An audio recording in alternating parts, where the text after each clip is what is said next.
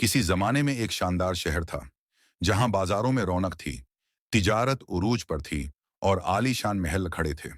इसी शहर में खालिद नामी एक दौलतमंद शख्स रहता था।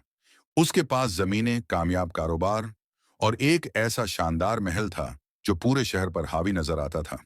उसकी जिंदगी आराम व आसाइश से भरपूर थी, नफीस लिबास, लजीज खाने और लोगों की इज्जत व तारीफ। लेकिन उन सब नामतों के बावजूद उसके दिल में ईमान था। वो सदका देता, हाजतमंदों की मदद करता और हमेशा अल्लाह का शुक्र अदा करता। मगर हकीकत ये थी कि उसने कभी भी हकीकी आजमाइश का सामना नहीं किया था। फिर एक दिन इसकी जिंदगी यकदम बदल गई। आजमाइशों का एक तूफान इस पर आ गिरा। सबसे पहले इसके सबसे करीबी कारोबारी साथी ने धोखा देकर उसे जबरदस्त नुकसान पहुंचाया, जिसकी वजह से उसकी तमाम तिजारत तबाह हो गई। फिर उसके कीमती तिजारती रास्ते खत्म हो गए और कर्ज बढ़ने लगा।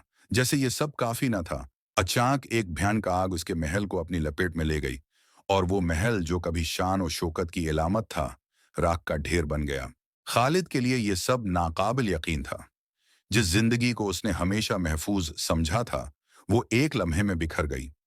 जो लोग कभी उसकी तारीफें करते नहीं थकते थे, वही लोग अब नजरें चराकर गुजरने लगे।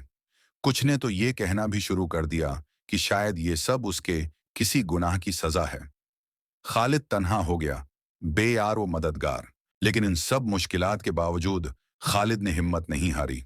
उसने अनबिया कराम की कहानियां याद की, खास तौर पर हजरत अय्यूब अलैहिस्सलाम की आजमाइश, जो अपनी दौलत, सेहत और औलाद खो बैठे थे, लेकिन फिर भी सब्र और अल्लाह पर भरोसा करते रहे।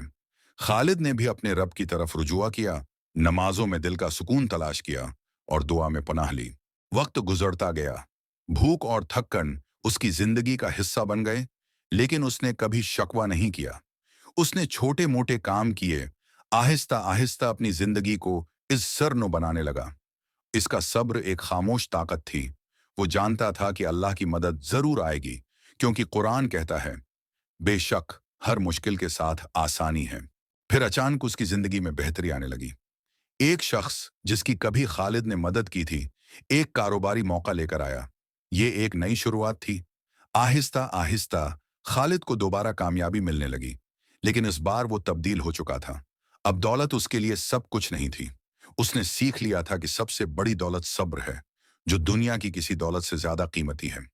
आज वो एक ने सादा मगर पुरस्कून घर के सामने खड़ा था। वो महल तो खो चुका था, लेकिन उसने वो चीज हासिल कर ली थी जो उससे कहीं ज्यादा कीमती थी, अल्लाह पर मजबूत यकीन और सब्र की दौलत। क्योंकि सब्र का मतलब सिर्फ आजमाइशों को बर्दाश्त करना नहीं, बल्कि इस बात पर यकीन रखना है कि हर मुश्किल के साथ अल्लाह की रहमत और हिकमत होती है।